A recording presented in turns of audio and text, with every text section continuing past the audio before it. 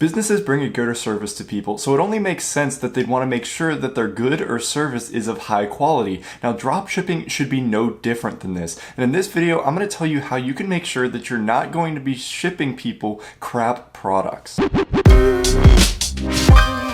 Hey guys, welcome back. I'm Zach, and if you're new to the channel, learn all the secrets of the e-commerce world simply by subscribing to my channel and hitting that little bell icon so you don't miss anything. And in this video, I am going over product quality control and testing and all this stuff because it's ridiculously important, and it's something that really nobody does in the dropshipping world, and it's absolutely destroying the entire business model. As I said before, when a business is bringing a product, they always go through countless amounts of testing and trials and quality control and just general inspections of the product that they're bringing to make sure that it's at the highest level of quality possible, or at least matches a certain amount of standards to where they're not going to face some backlash in the future from some crap quality. However, people seem to think that dropshipping is exempt from this part of business. They just go on and they throw some products on their website, and they never even hold the product in their own hand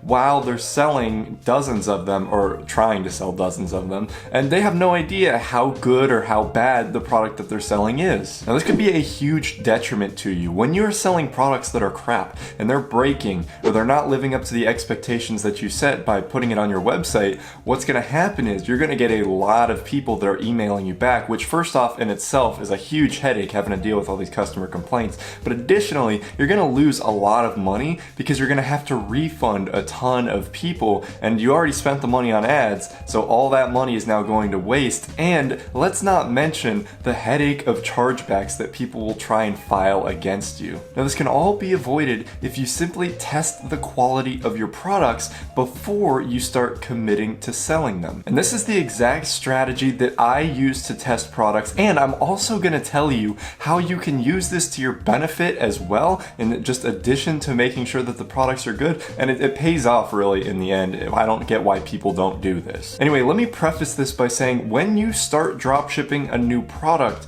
you don't have to test it immediately, okay? Because when you are dropshipping, generally every single product that you're going to find is not going to be a winner. It's going to be maybe about 1 in every 10, 1 in every 20 products really resonates with customers, and you're able to sell a good amount of them, right? So as you just start off dropshipping, and as you just start advertising products to test if people are going to start buying them, you don't need to do so much like intensive stuff when it comes to quality control, simply because you're not exactly committing to a product. You really want to do this when you start committing to a product, when you start scaling your ads up for this product, when you actually buy a bulk amount of the product to start self-fulfilling from your own house or from a warehouse. That's when you really want to do this. However, there are some preliminary things you always want to look at before even putting a product on your site, and that's what I'm going to touch on first. So first of all, how exactly are you going to test an item before you even really know anything about it? Well, it's very, very simple, and pretty much all that you have to do is go ahead and go on to the AliExpress listing and scroll on down to the reviews. Now, generally, when you do have products, you want to do ones that are at least have some ratings, right? You want at least a little bit of feedback about the product that you are selling.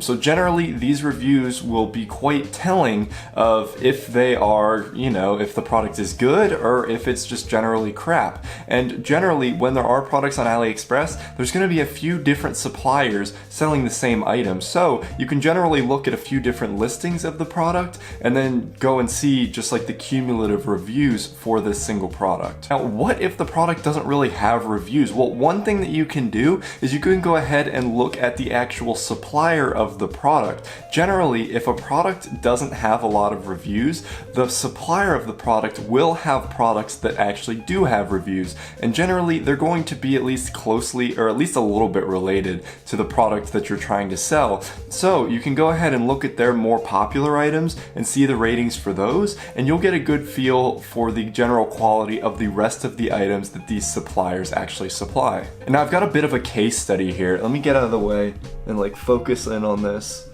There we go.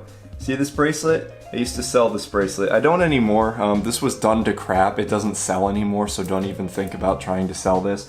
But I used to sell like this bracelet, right? And this is a pretty popular type of bracelet. But I used to sell this, and I'm just gonna go through and tell you exactly what I did before actually selling this bracelet. Well, first of all, what I did was, yeah, I went on the AliExpress listing and I actually looked. And now this was a very popular bracelet already. There were a ton of orders from AliExpress of just normal consumers that were buying it for themselves, so there were quite a few reviews, and generally I didn't see anything bad about this. Like maybe sometimes some of the paint chipped on one of the charms, but other than that, it was pretty clear. So immediately I knew putting this on my website, I'd be happy with selling it, and I knew around the price that I could charge for it and everything, so I went ahead and did it. Okay, and that's really all you need to do for that. Just make sure you're not selling total crap or something from a company that has absolutely no reviews. That's just to protect yourself. It's not guaranteed that the product itself is gonna suck, but you know, you don't want to take the chances, right? So once I tested this and it was getting a few sales, I was like, fantastic, I'm gonna scale this up. So what I went and did was I actually ordered it from AliExpress, and this actually came pretty fast. It came within 2 weeks. Once I got it, I was able to test the quality for myself and see if it actually lived up to my standards, because some people, their standards are ridiculously low, and as long as it doesn't disintegrate in their hand, they're like, this is the best thing ever. So I ordered this for myself, and then I actually tried it out. I'd wear it around every once in a while, I'd wear it out, I'd see how it reacts, I'd like bump it into things just to kind of stress test it, and lo and behold, it held up totally fine. So I felt very, very confident in actually scaling up this item and selling it for even a higher price, because it really lived up to the standards, and it kind of performed at the same level of a lot of bracelets that I've seen around this price point that you can get from within the US. Now, as far as product testing go, that's it. It's as simple as that. However, now you have this product, and chances are you're not really gonna want to use the product. Like, this generally isn't my style.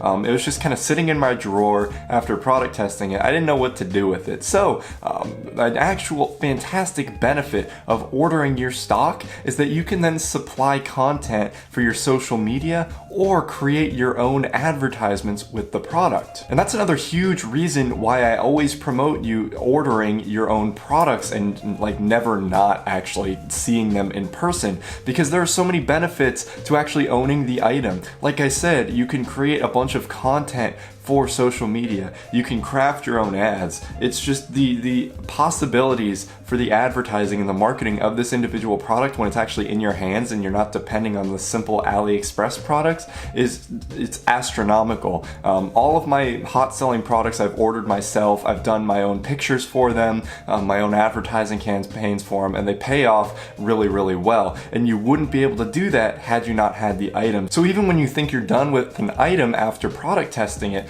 you're not. You have this awesome source of content for all over all of your media platforms, and it's really only going to bring you benefits. And this thing was like $1 off of AliExpress, so worst case scenario, I'm out $1 if this thing was crap. But no, it's brought me a lot of content, and now I might give it to a friend and say it was 20 bucks and they'll be amazed. So guys, just make sure that you're quality testing your products. There's really no excuse to when the products are so cheap. And if you're selling them, you don't want to be sending out hundreds of defective products and then dealing with the subsequent headache that will follow. So guys, do that. If you want to learn how to make a profitable Shopify business, I have a link to my course down in the description below. I also have a link to a free 14-day Shopify trial down there if you want to go ahead and get things started. Hit that subscribe button if you enjoyed what I said and how I said it. Check out those videos over there if you want more ideas for what to watch, and I will see you guys in my next video. Peace out.